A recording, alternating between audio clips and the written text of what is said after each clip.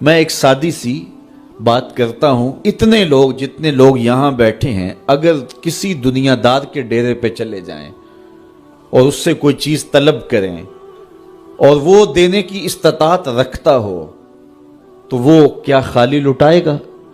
وہ کہے گا اتنے لوگ آگے ہو تو ڈیرہ داری کی شان کے خلاف ہے کہ میں ان کو خالی لٹاؤں۔ تو جب یہ دنیا دار خالی نہیں لٹاتا تو رب کیسے خالی لٹائے گا؟ جب بندے اس کی دہلیز پہ چل کے آ جائیں تو وہ بندوں کی ضرورتوں کا کفیل ہے اور ان کے ہر درد کو جانتا ہے اور ان کی ضرورتوں کو پورا کرتا ہے۔ علماء نے کہا دعا ہر صورت قبول ہوتی ہے، یا تو یہ ہے کہ فوراً قبول ہو جاتی ہے، جو مانگا فوراً مل گیا، اور کبھی ایسا ہوتا ہے کہ فوراً نہیں ملتا، حکمت ہوتی ہے اور فوری دینا مناسب نہیں ہوتا تو اس کو فوری نہیں دیا جاتا، لیکن دعا بعد میں کچھ عرصے کے بعد اس کی ڈیمانڈ پوری کر دی جاتی ہے۔ اور کبھی ایسا ہوتا ہے نہ فوری دیا جاتا ہے نہ بدیر دیا جاتا ہے، اس دعا کو ذخیرہ کر لیا جاتا ہے اور حشر کے دن اس کا بدلہ دیا جائے گا۔ اور روایت میں آتا ہے حشر کے دن جب ان دعاؤں کا بدلہ دیا جائے گا جن کا بدلہ دنیا میں نہیں ملا تھا تو لوگ آرزو کریں کہ کاش کہ دنیا میں کوئی دعا قبول ہی نہ ہوئی ہوتی، سارے صلے آخرت میں ملتے۔ اللہ اکبر۔ کبھی ایسا ہوتا ہے جو مانگا جاتا ہے وہ نہیں دیا جاتا، اس کے بدلے میں کچھ اور چیز دے دی جاتی ہے جو اس کی ضرورت ہوتی ہے اور جو اس کے لیے مناسب ہوتی ہے۔ وہ کچھ اور مانگ رہا ہوتا ہے لیکن اللہ اپنی حکمت کے تحت اسے کچھ اور عطا کر دیتا ہے۔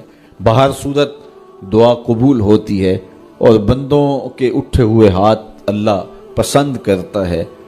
آج یہ بھی بحث چلتی ہے نہیں مانگنا چاہیے، فلاں وقت میں نہیں مانگنا چاہیے، تو وہ کہتا ہے مجھ سے مانگو جب بھی مانگو، میرا دست کرم تمہیں دینے پہ آمادہ ہے۔ اور اگر کوئی نہیں مانگتا تو فرمایا کل ما یابو بکم ربی لولا دعاؤکم، اے محبوب فرما دو اگر یہ نہیں مانگیں گے تو اللہ بھی پرواہ نہیں کرے گا۔ مانگنا تمہاری ضرورت ہے، اگر تم مانگتے رہو گے تمہاری جھولیاں بھرتا رہے گا، اور اگر تمہیں اسے نہیں پکارو گے تو وہ بھی تمہاری پرواہ نہیں کرے گا۔ تو اس کے حضور دعائیں مانگو، اپنی آرزویں پیش کرو، اپنی تمنائیں اس کے حضور پیش کرو۔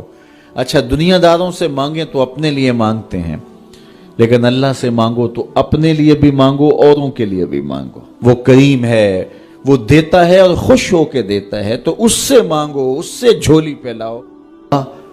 اللہ سے راز و نیاز کی باتیں، جو باتیں بندہ کسی سے نہیں کر سکتا وہ اپنے رب سے ڈائریکٹ کرتا ہے، اپنے دل کے سارے دکھڑے اپنے رب کی دہلیز پہ رکھتا ہے اور اپنی ساری ضرورتیں مالک کی چوکھٹ پہ رکھ دیتا ہے، اور اس سے مانگتے ہوئے بندے کو شرم نہیں آتی، حیا نہیں آتا، بلکہ اس سے مانگتے ہوئے فخر محسوس ہو رہا ہوتا ہے کہ میں اپنے رب سے مانگ رہا ہوں۔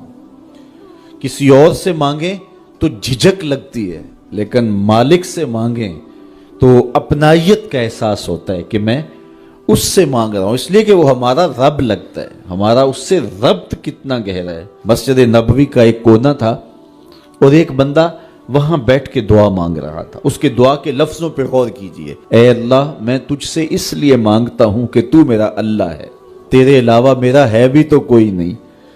تو یہ وہ دعا مانگ رہا تھا اور مسجد نبوی کے کونے میں بیٹھا تھا۔ حضور نے دیکھا تو ایک صحابی سے کہا وہ جو دعا مانگ رہا ہے اس کو جا کے بتا دو تمہاری دعا قبول ہو گئی ہے۔ وہ مانگ اس ڈھب سے رہا ہے۔ تو یہ دعا اپنے رب سے نیاز ہے، دعا خود عبادت ہے۔ جب تمہاری ضرورتوں کا کفیل وہ ہے تو پھر اس سے نہیں مانگیں گے تو کس سے مانگیں گے؟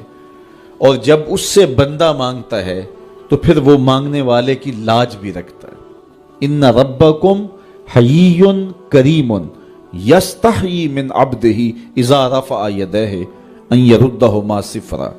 تمہارا رب حیا کرنے والا کریم ہے، جب بندے اس کے سامنے ہاتھ پھیلا کے دعا مانگتے ہیں اللہ فرماتا ہے مجھے شرم آتی ہے ان کے اٹھے ہوئے ہاتھ خالی کیسے موڑوں۔ جب انہوں نے مجھ سے مانگا ہے تو میں نے بھی نہ دیا تو کون دے گا؟